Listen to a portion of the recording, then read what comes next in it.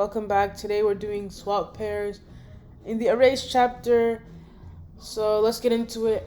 Write a method named swapPairs that accepts an array of strings as a parameter and switches the order of values in a pairwise fashion. Your method should switch the order of the first two values, then switch the order of the next two, and so on.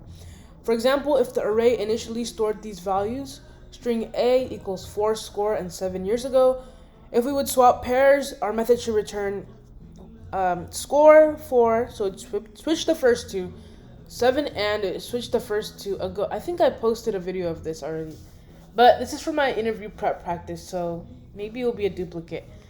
Anyways, so for this method, it also said if there's an odd number of values, the final element is not moved. For example, if we had this, so it's an odd number and the last element is Hamlet, then the last element should be Hamlet in the new array, or the swapped array, and then everything else should be swapped. You may assume the array is not null and that no element of the array is null. So I know we can assume that, but to get in the habit, I always write it out anyway. So let's just get started. So we're gonna do public static.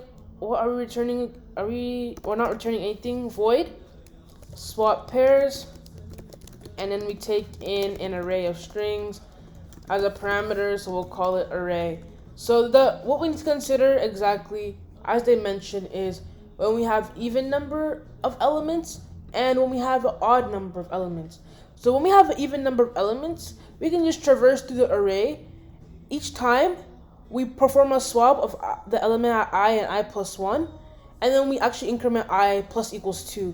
Because since it's even, we know we're never going to hit an index out of bounds exception, because it's going to be, so long as we're less than the length of the array, it's going to be I is 0, I plus equals 2, so I will be here, I plus equals 2, I will be here. So there is no possibility of index out of bounds exception. But when the length of the array is odd, then there is totally possible that we'll have an array index out of bounds exception. So we'll need to actually only traverse for -1, array.length -1. So we'll see that here. And then the swapping is just a basic swap. So you have a temp variable, you set the I plus 1 equals the temp, and then you set you set I plus 1 equal to I, and then you set I equal to the temp. So let's just write it out. That will be easier to see. So like I said, I'm gonna check whether it's null or not just to get in the habit. So we're gonna check if array equals null, then I'm gonna throw a new illegal argument exception, right? And then if the array dot length equals 1, then we can just return, because there is no need to do a swap there. And yeah, so now we're actually going to do the swap. So for the first part, we're going to check, okay, are we working with the even length array or an odd length array? So if array.length remainder 2 equals 0, then we want to just traverse for the length of the array. So for in I equals 0, I is less than array.length, and we're going to go I plus equals 2, as I mentioned.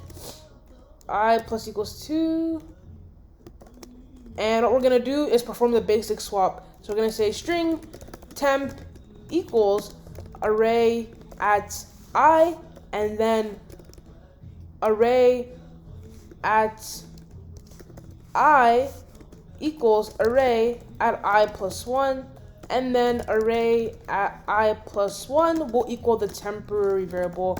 And this is just a basic swapping convention that you should definitely know. You're gonna need this for every single thing, honestly. And then that should be fine. And then else, meaning if we have an odd length, then we're gonna do the same exact thing, but we're only gonna traverse for array.length -1, so we can make sure to maintain an even value and not get an index out of bounds exception. So let's try this out. Cannot be converted to strings. Let's see. Oh, oops. I always do that. Alright, so that works, and I hope that made sense. Let me know if you have any questions, and see you in the next video.